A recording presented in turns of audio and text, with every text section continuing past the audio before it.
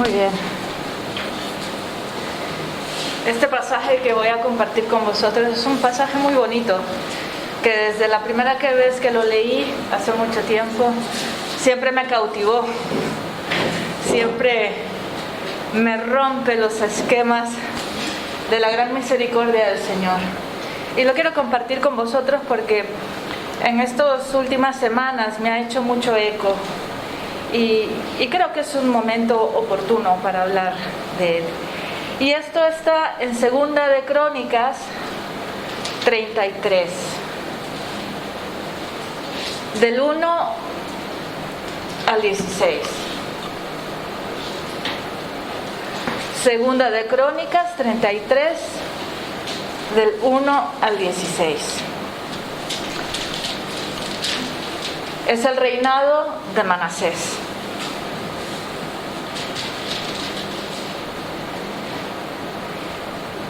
Y bueno, no sé, a lo mejor alguien me puede ayudar a leerlo. O bueno, lo leo yo. En fin. Y dice así: Manasés tenía 12 años cuando comenzó a reinar, y reinó 55 años en Jerusalén. E hizo lo malo ante los ojos del Señor, conforme a las abominaciones de las naciones que el Señor había desposeído de delante de los hijos de Israel. Porque reedificó los lugares altos que su padre Ezequías había derribado. Levantó también los altares a los Baales, e hizo hacer aceras. Y adoró todo el ejército de los cielos y los sirvió. Edificó además altares en la casa del Señor, de la cual el Señor había dicho: mi nombre estará en Jerusalén para siempre.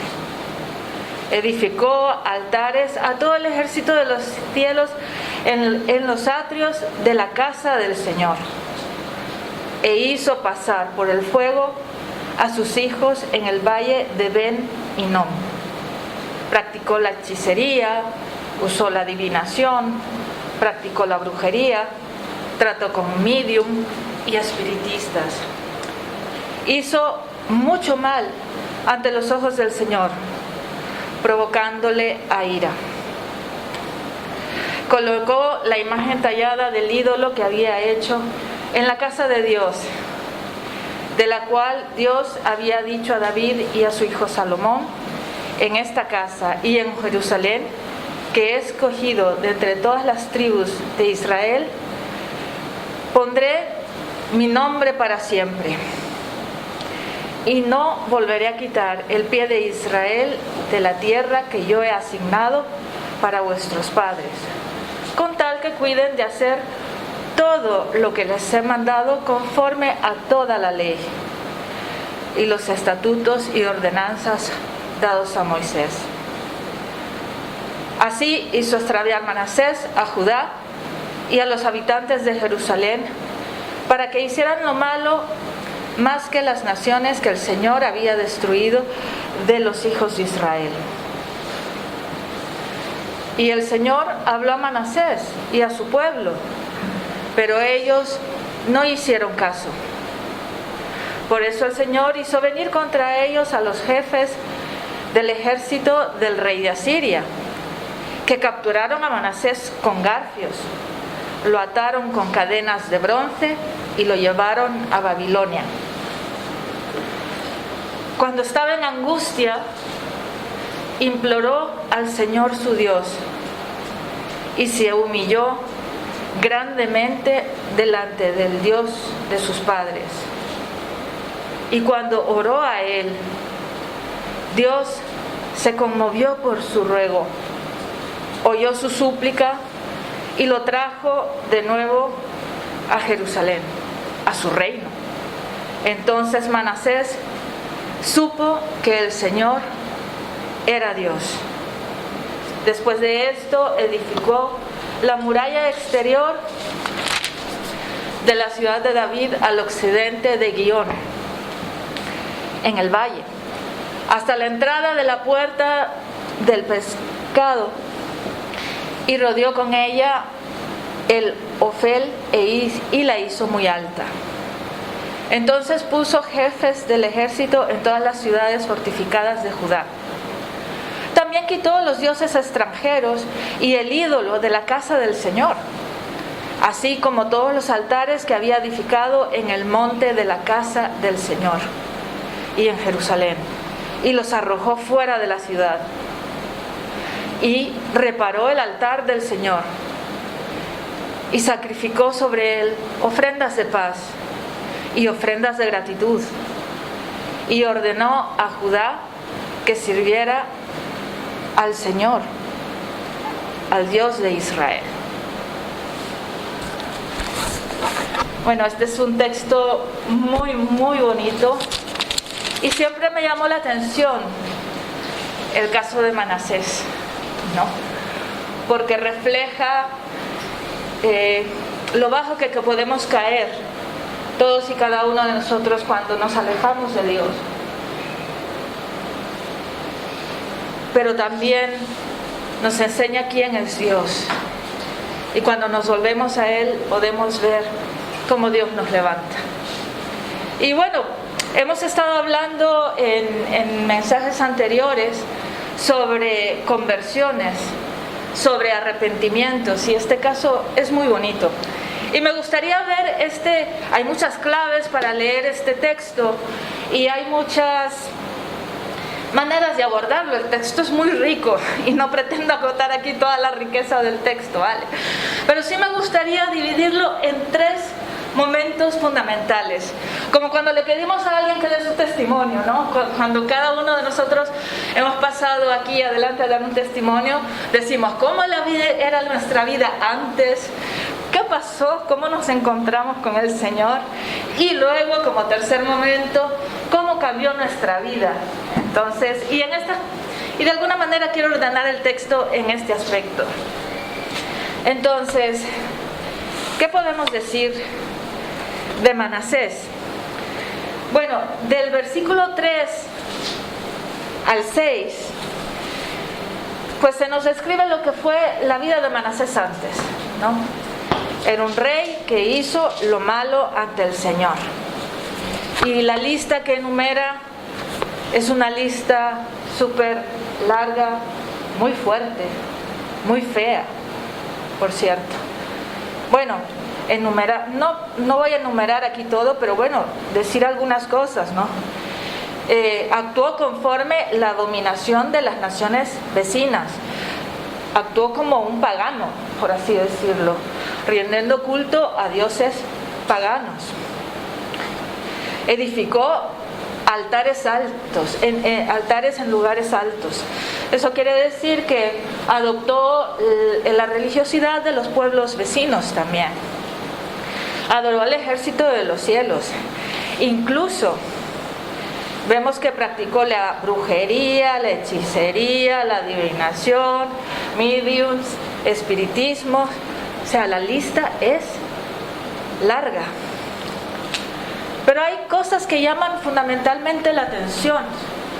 ¿Y por qué? Y también nos hace ver por qué Manasés en este momento, o por esta etapa de su vida, es considerado como uno de los peores monarcas de Judá, de Jerusalén. Porque mete en el templo del Señor ídolos de naciones paganas. Profanó el templo, dicho en otras palabras. Otra cosa, pasó a sus hijos por el fuego, es decir, sacrificó a sus hijos a los dioses paganos. Y otra cosa muy grave que se nos menciona es que hizo extraviar a Jerusalén, al reino de Judá y a Jerusalén, la ciudad, la capital. Fue piedra de tropiezo. Fue un rey no solamente que no siguió a Dios, sino que fue piedra de tropiezo para otras personas. Hizo tropezar a muchos. Y en este sentido, sí, todo esto llama mucho la atención, ¿no? Vemos un hombre tan egocéntrico, tan metido en su mundo, en su poder, en su rollo. Y fue un hombre que probó de todo. Ejemplo de todo lo que no se debe hacer, por así decirlo. Vale, y esto está muy mal, evidentemente. Pero hay que ponerle carne a esto.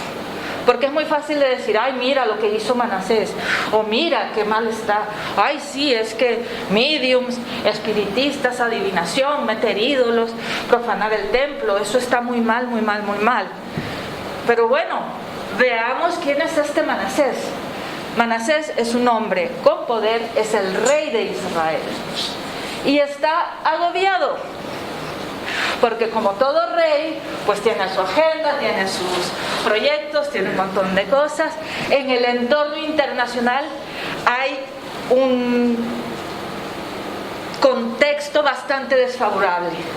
Hay grandes imperios, el imperio asirio, que todavía está dando grandes problemas, se está levantando el ejército, el imperio babilonio, que también ya está comenzando a ejercer presión sobre los diferentes reinos menores y sobre el reino de Judá también.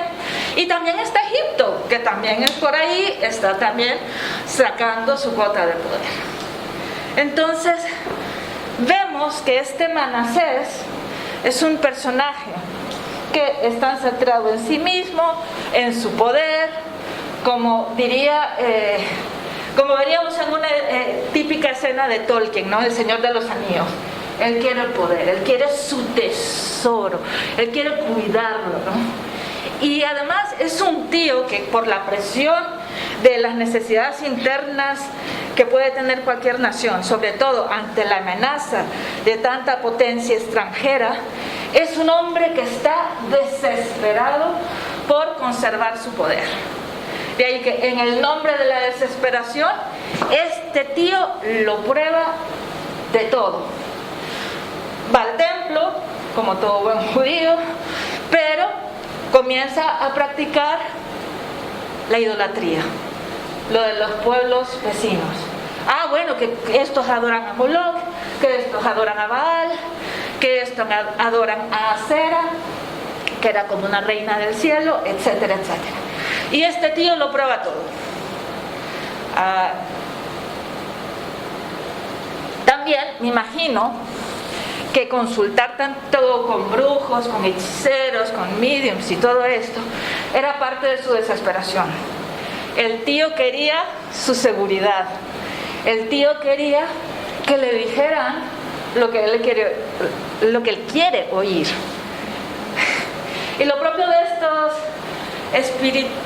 este mundo espiritual negativo, de toda esta adivinación, es que son expertos en decirte lo que quieres oír. Ah, te va a ir muy bien, vas a casarte, vas a tener dinero, vas a vivir muy prósperamente. Y yo creo que de ahí también esa fue la desesperación de Manasés. No tuvo la paciencia de esperar en el Señor, su Dios, en el Dios de Abraham, de Isaac, de Jacob, de sus padres, de David, de Salomón, etc. Sino que, como estaba desesperado y quería tener su seguridad, su bienestar, su zona de confort, pues anduvo consultando a todo aquel que le dijera lo que él quería oír. ¿Vale? Y no le importó si sus hijos eran sacrificados, y no le importó ser piedra de tropiezo. Ese es el rey, con sus presiones. Ese es el hombre, con sus presiones. Y bueno, yo no digo que esto esté bien, solamente hago eco de decir, o lo que dice el dicho, ¿no? La desesperación es mala consejera. No esperamos a Dios y comenzamos a hacer las diferentes fórmulas hasta que nos encontramos con el desastre. ¿Vale? Entonces, desde esa perspectiva, yo no digo que lo que Manasés hizo está mal, pero sí veo a Manasés, a un hombre desesperado, que en medio de la desesperación ha olvidado su identidad, ha olvidado su Señor, su Dios, que había mandado a su pueblo de Israel ser un pueblo sacerdotal, que en lugar de ser como las demás naciones, que Israel fuera modelo o luz de las naciones. Se olvidó totalmente de eso por estar buscando su propio poder, su propio bienestar, por estarse viendo a sí mismo, a su desesperación y necesidad. He ahí el ser humano, he ahí el hombre. Y en este sentido, bueno, podemos entender al hombre de carne y hueso, Manasés, ¿no? Dentro de su desesperación, dentro de todos los conflictos, de los problemas que tenía, pues claro, se olvidó. Pero ¿qué si le ponemos nuestra carne? ¿Qué si nosotros nos ponemos en el lugar de Manasés? Agobiado por problemas, agobiado por el trabajo, agobiado por tantas cosas, por la situación política, por la situación económica, el desempleo, el COVID, que terremotos por aquí, que esto, que lo otro. Nos agobiamos. Y claro, yo por lo menos, que cuando miro los telediarios, me pongo mal. Yo digo, ojo, algo bueno que digan, una buena noticia por lo menos, pero ya comienzas el día viendo lo mal que está todo. Y claro, te preocupas porque claro, si las tasas de desempleo, si el COVID sigue, si nuevas restricciones, si las vacunas, que si nadie se vacuna, en fin, nos hacemos esto, el lío, ¿no? Y al final también es muy fácil perder el norte y comenzar a buscar nuestra propia seguridad. Buscamos seguridad en el trabajo. Claro, porque es muy fácil decir, ay sí, Manasés era un idólatra. Pero también nosotros nos hacemos de nuestros ídolos. El trabajo puede ser un ídolo. Los hijos pueden ser un ídolo cuando ocupan el lugar de Dios. Cuando los ponemos en primer lugar y le quitamos a Dios su lugar. También puede ser nuestra seguridad un ídolo, o nuestra comodidad también. Y a veces buscando nuestra comodidad o nuestro bienestar o buscando hacer nuestros propios planes, somos como Manasés. Buscamos oír lo que queremos oír. Buscamos a esas amistades que nos dicen lo que queremos oír. Buscamos a esos espirituales que nos dicen lo que queremos oír. Buscamos libros. Lo que tú quieres oír, sabes a dónde buscar. Entonces, en ese sentido, no somos tan diferentes de Manasés. Cuando estamos ante una situación difícil, es muy fácil distraerse de Dios y buscar nuestros propios medios y buscar nuestras propias soluciones y meter los ídolos del mundo moderno. Y claro, nos parece muy mal cuando el pueblo de Israel, que también lo hizo, y Manasés, sacrificaban sus hijos a esos ídolos. Pero nosotros no somos tan diferentes. Si las idolatrías que nosotros no tratamos, se las estamos enseñando a nuestros hijos. Si tú le das el valor al dinero, tu hijo lo está viendo y también va a ser tarde o temprano, puede llegar a ser un ídolo para tu hijo. O donde tú pongas la confianza en tener muchas cosas, también. No sé a dónde pones la confianza, pero es muy fácil distraerse. Y me llama la atención porque también nuestros hijos nos ven y oyen todo lo que decimos, ven todo lo que hacemos y terminan pareciéndose mucho a nosotros. Me llamaba la atención que hace años cuando mi sobrina Angie tenía 2 añitos, apenas hablaba, pero era muy espabilada, muy rica, muy sonriente. Entonces estábamos un día toda la familia de Antonio en la playa, ¿no? Y de repente el padre de Antonio se levanta y dice, voy a dar un paseo. Y claro, el padre de Antonio viene y claro, él contemplando, y de repente, no sé, se quedó absorto en sus pensamientos y se puso las manos aquí en la parte de atrás e iba caminando así. No sé en qué iba pensando mi suegro, pero él iba así. Y de repente mi sobrinita de 2 años que estaba ahí cerca, paseándose, ella toda alegría, ella todo movimiento, lo ve. Y ella quería mucho al abuelo y lo quiere todavía. Y de repente la niña, ahí en su jolgorio, en su modo tan alegre de ser, se pone detrás de mi suegro y comienza a caminar así.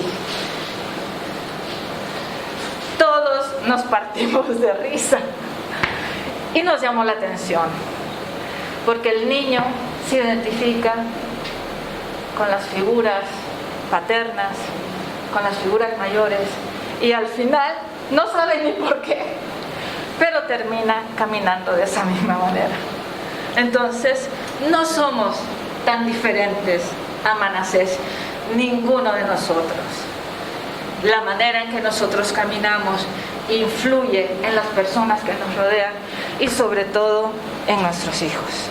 Así que cuidado con la idolatría. Porque aquí en España se dice, no, yo hago lo que me da la gana y no hago mal a nadie. Hay gente que te está viendo, tus hijos te están viendo. Y hay otras personas también que a lo mejor no son tus hijos, pero que sí dependen de alguna manera de ti. Entonces, ¿qué vemos? Vemos que en este primer momento Manasés está muy mal, haciendo lo malo delante del Señor, se ha olvidado de quién es, está cayendo en la idolatría más pura y dura y está siendo ocasión y piedra de tropiezo para todo su reino. Segundo momento, segunda categoría desde la cual yo quiero ver este tema de Manasés, porque estamos hablando de decir que en todo arrepentimiento, en toda conversión hay un antes, un encuentro con Dios y las consecuencias de ese encuentro con Dios. Entonces, ante todas estas abominaciones que estaba haciendo Manasés, ¿qué está haciendo Dios? Y mira, en el versículo 10 nos dice, y el Señor habló a Manasés y a su pueblo, pero ellos no hicieron caso. Y bueno, en el grupo casero nosotros el año pasado leímos todos los profetas, y lo que nos llamó la atención, ¿a que sí, Silvia?, era que Dios continuamente está llamando a Israel: venid, acercaos, que conmigo hay vida por las buenas, y prometiendo Dios las cosas buenas que pasarían. Y también Dios habló también diciendo, siendo realistas, por ahí no es, porque ahí viene la invasión, ahí viene la destrucción, la guerra, el fuego, la hambruna, etc. Y ni por las buenas ni por las malas el pueblo quiso escuchar. Y en este sentido, aunque a mí me choca saber que la idolatría puede llegar a esos niveles de sacrificar a Moloch, que los reyes y mucha gente del pueblo de Israel sacrificó a sus hijos en ídolos, eso es algo que llegó a ser muy común. Y en este sentido, Jeremías es el profeta que más lo denuncia, ¿vale? Si, por ejemplo, un versículo célebre, por si lo quieres contrastar después, es Jeremías 15:9, donde Jeremías denuncia ahí. Y a lo largo de todo el libro de Jeremías vamos a encontrar varias citas en donde dice: cuidado con la idolatría de Israel que ha llegado hasta los cielos. Y no solamente Isaías, sino que muchos profetas. Me sorprendió la cantidad de profetas que denunciaron también esto. ¿Y qué pasó? Se hicieron de oídos sordos. Aquí nos dice que Manasés y su pueblo, por una oreja les entró y por otra les salió. Vale. Entonces, ¿qué sucede? Que el Señor habla, advierte, mandó a Jeremías y a muchos profetas más, y de repente ni el pueblo ni sus reyes quisieron escuchar. ¿Y qué pasó? Vemos que en el versículo 11 Manasés cae en las consecuencias de su idolatría. Lo atrapan los asirios, le ponen garfios, lo mandan a Babilonia, lo mandan a lo que él más temía. Cuando nos estamos alejando de Dios, aquello que más tememos tarde o temprano va cayendo por su propio peso. A Dios no le importa, sí le importa, pero el pueblo no quiso escuchar. ¿Y qué sucede? Que muchas veces nos vamos a encontrar con esa frase de decir, y Dios los dejó a las consecuencias de su corazón endurecido. Vale, entonces claro, no escuchas, al final te terminas pegando ese bofetón. Entonces, ¿qué podemos decir? Que aquí, en medio de esa calamidad, un rey que ha descendido a lo más bajo, que está con garfios y cadenas, es un rey que ha tocado fondo, que peor no le pudo haber ido. Y lo bonito aquí es la respuesta de Manasés, porque este se pudo haber quedado ahí pudriéndose en ese calabozo, pero no. ¿Qué hizo? En el versículo 12, en su angustia imploró y se humilló grandemente. Cuando tocamos fondo, es el momento de ser humildes delante de Dios y de reconocer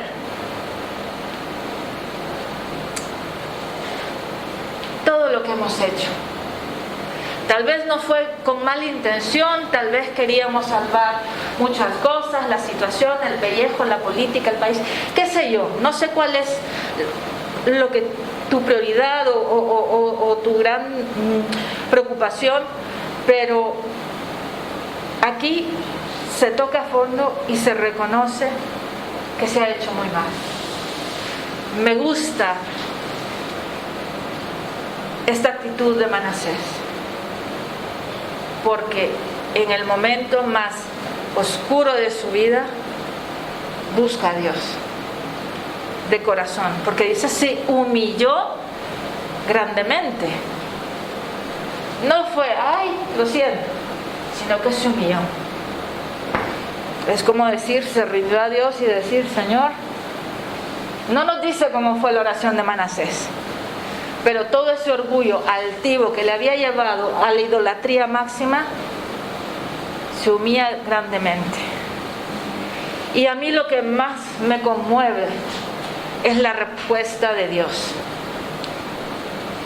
No es un Dios que te dice, ay, ves, te lo dije, yo tenía razón, es que aquí, es que allá. Es que a veces nos hacemos en la cabeza que Dios nos quiere condenar, que Dios está viéndonos con lupa para ver cómo nos va a mandar ese trueno o ese rayo, o nos quiere condenar eternamente a un fuego.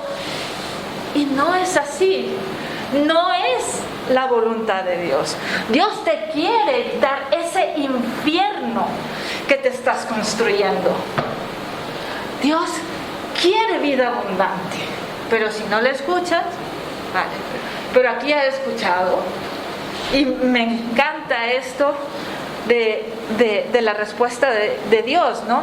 Que Dios no es un Dios que te está condenando, ni que te está juzgando, ni que te está viendo con lupa para ver cómo te va a fastidiar y cómo te va a castigar, sino que es un Dios que no quiere, como nos va a repetir en Ezequiel, que el impío muera.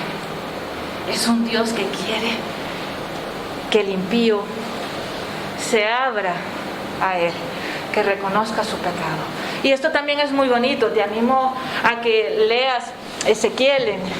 Hay unos versículos muy bonitos que son Ezequiel 18:23 o Ezequiel 33:11, que es ahí donde dice: Dios no tiene nada en contra ti de que te quiera condenar a un infierno.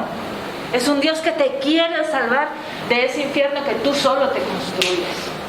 Entonces, eso es muy bonito. Y aquí la prueba es que en el versículo 13 vemos la respuesta de Dios, consecuente con todos los profetas y consecuente con esto que se nos ha dicho en Ezequiel, que Dios se conmovió. Dios se conmueve cuando nosotros nos damos cuenta del mal que nos hacemos a nosotros mismos y a otras personas también. Que Dios, el Señor se conmovió. El Señor oyó la súplica. No dijo: no, lágrimas de coco. No. Oyó, escuchó. Y la parte más bonita es que nos dice en el versículo 13: y lo trajo de nuevo a Jerusalén, a su reino. Lo restituyó.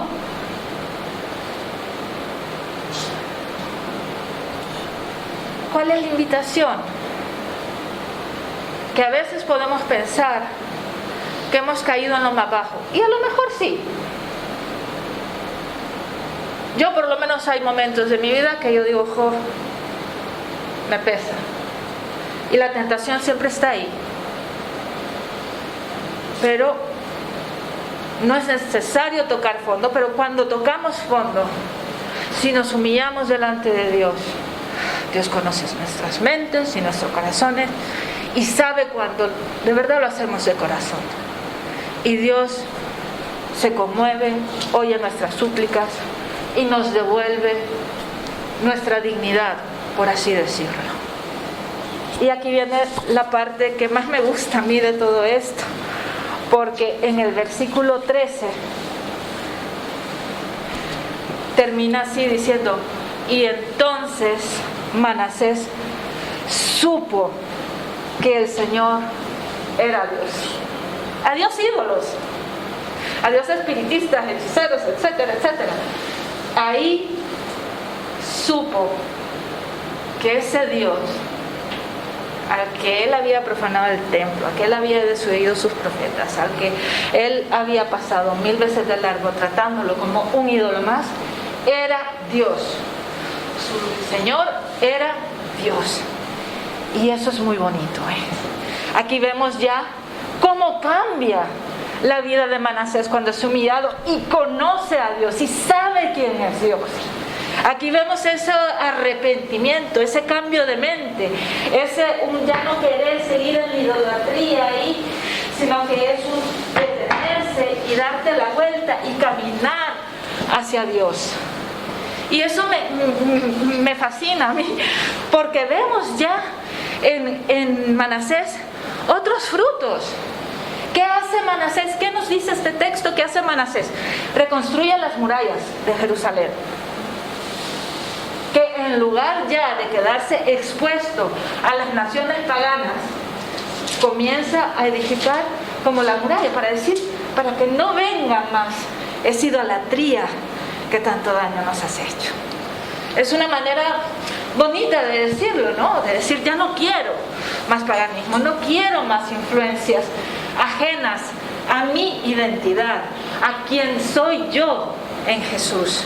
A quien soy yo, nosotros podemos decir Jesús, pero a quien soy yo como pueblo de Dios, que diría que sería lo válido para Manasés, ¿no? Entonces vemos un hombre que está reconstruyendo, que ya no quiere ir tras esos ídolos, ¿no? Además también nos dice que quitó los altares, todos esos sitios altos que había mandado construir, los quitó, los derribó. Qué bonito, ¿no? Aquello que él había reedificado, se arrepiente y los tira para afuera. Lo más bonito es que quitó los ídolos de la casa de Dios. Dios le ha devuelto su dignidad como pueblo escogido. Él quiere restaurar el templo de Dios. Y es muy bonito lo que va a pasar aquí, porque luego también nos va a decir, reparó el altar del Dios y ahí se hacían ofrendas de paz y de gratitud. Ya no es un Manasés que está buscando a qué ídolo manipula para que le vaya como él quiere, sino que es un Manasés que se humilla delante de Dios, que está volviendo a cultivar su identidad como ese pueblo en el que Dios siempre ha querido morar y convivir. Y ya se ofrecen ofrendas, valga la redundancia, de paz y ofrendas de gratitud. Parece que la situación de Manasés y de ningún rey, todas las potencias que habían alrededor, volvió a ser la del esplendor que hubo en otros reinos. Y a lo mejor las cosas seguían un poco chungas, las circunstancias, el contexto internacional no era fácil, pero por lo menos Manasés estaba agradecido con Dios porque había visto la mano en su vida. Entonces es bonito, ya no busca manipular a Dios, sino que busca la paz de Dios, la paz con Dios, y que busca que Él y su reino esté completo en Dios. Porque la paz en la Biblia no es solamente ausencia de conflicto, ausencia de guerra, sino que la paz en la Biblia es estar completo en Dios. Que yo confío que Dios me da la paz, que no solamente me saca de problemas, sino que me da todo lo que yo necesito, material, física y espiritual y emocionalmente, lo que yo necesito para una vida digna. Y eso es precioso, lo que estamos viendo aquí con Manasés. Un hombre que sabe ya quién es Dios, ya no se va tras ídolos, y que su relación con Dios se trastorna a buscar la paz en Él y la gratitud. Y esto es muy bonito, porque a mí Manasés me desafía también. Yo me veo en Manasés. Yo he visto mis peores momentos, como me he alejado yo de Dios como Manasés. He visto esos momentos donde Dios me demuestra su perdón, su amor, su misericordia, y me devuelve esa dignidad. Y aquí lo que vemos es un Manasés que tiene para rato.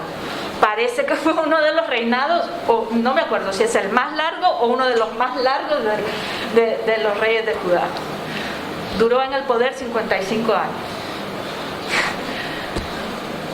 Es bonito, ¿no? Cuando dejamos a Dios actuar.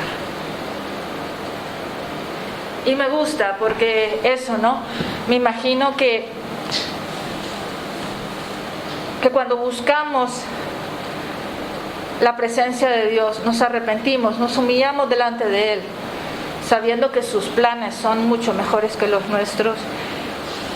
Sabemos quién es Dios, porque Manasés supo que Dios su Señor era Dios, y sabe quién es Él con respecto a Dios. Y sí, ciertamente a lo mejor no pudo recuperar a sus hijos que pasaron por el fuego, pero sí pone orden en Judá para que se vuelva a restablecer el respeto a Dios, el buscar de Dios. Y me imagino a un Manasés, y quiero terminar con esto, que está yendo al famoso texto de el Shama de Israel, ¿no? Del Deuteronomio 6, ¿no? Y esto, ¿no? Que está en Deuteronomio 6:4. Escucha, oh Israel, el Señor nuestro Dios, el Señor uno es. Uno, no te vayas a hacer santos ídolos. Amarás al Señor con todo tu corazón, con toda tu alma, con toda tu fuerza. Y estas palabras que yo te mando hoy estarán sobre tu corazón.